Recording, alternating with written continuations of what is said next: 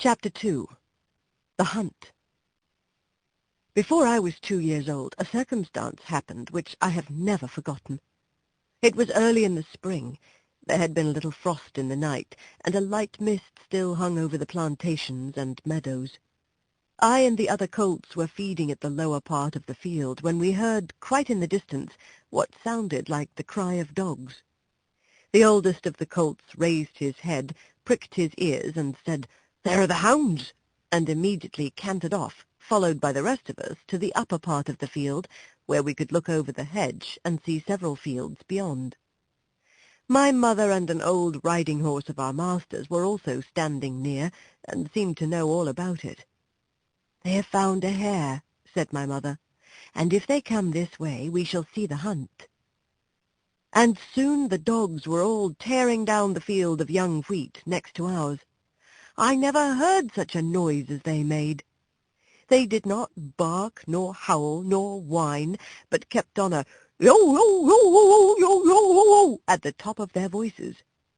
After them came a number of men on horseback, some of them in green coats, all galloping as fast as they could. The old horse snorted and looked eagerly after them, and we young colts wanted to be galloping with them, but they were soon away into the fields lower down. Here it seemed as if they had come to a stand. The dogs left off barking, and ran about every way with their noses to the ground. "They have lost the scent," said the old horse. "Perhaps the hare will get off." "What hare?" I said. "Oh, I don't know what hare. Likely enough it may be one of our own hares out at the plantation. Any hare they can find will do for the dogs and men to run after." And before long the dogs began their yo-yo-yo again, and back they all came together at full speed, making straight for our meadow at the part where the high bank and hedge overhang the brook. "Now we shall see the hare," said my mother, and just then a hare, wild with fright, rushed by, and made for the plantation. On came the dogs. They burst over the bank, leapt the stream, and came dashing across the field, followed by the huntsman. 6 or 8 men leaped their horses clean over, close upon the dogs. The hare tried to get through the fence. It was too thick, and she turned sharp around to make for the road, but it was too late. The dogs were upon her with their wild cries. We heard one shriek, and that was the end of her. One of the huntsmen rode up and whipped off the dogs, who would soon have torn her to pieces. He held her up by the leg, torn and bleeding, and all the gentlemen seemed well pleased. As for me, I was so astonished that I did not at first see what was going on by the brook. But when I did look, there was a sad sight. 2 fine horses were down. One was struggling in the stream, and the other was groaning on the grass. One of the riders was getting out of the water, covered with mud. The other lay quite still. "His neck is broken," said my mother. "And serve him right, too," said one of the colts. I thought the same, but my mother did not join with us. "Well, no," she said, "you must not say that. But though I am an old horse, and have seen and heard a great deal, I never yet could make out why men are so fond of this sport. They often hurt themselves, often spoil good horses, and tear up the fields, and all for a hare or a fox or a stag that they could get more easily some other way.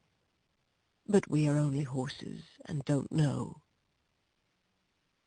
Whilst my mother was saying this, we stood and looked on. Many of the riders had gone to the young man, but my master, who had been watching what was going on, was the first to raise him. His head fell back, and his arms hung down, and everyone looked very serious. There was no noise now. Even the dogs were quiet, and seemed to know that something was wrong. They carried him to our master's house. I heard afterwards that it was young George Gordon, the squire's only son, a fine, tall young man, and the pride of his family. There was now riding off in all directions, to the doctor's, to the farrier's, and no doubt to Squire Gordon's, to let him know about his son. When Mr. Bond, the farrier, came to look at the black horse that lay groaning on the grass, he felt him all over and shook his head. One of his legs was broken. Then someone ran to our master's house and came back with a gun. Presently there was a loud bang and a dreadful shriek, and then all was still. The black horse moved no more. My mother seemed much troubled. She said she had known that horse for years, and that his name was Rob Roy. He was a good, bold horse, and there was no vice in him. She never would go to that part of the field afterwards.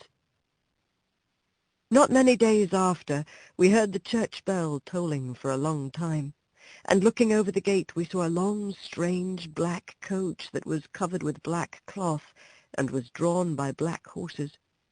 After that came another, and another, and another, and another, and all were black, while the bell kept tolling, tolling. They were carrying young Gordon to the churchyard to bury him. He would never ride again.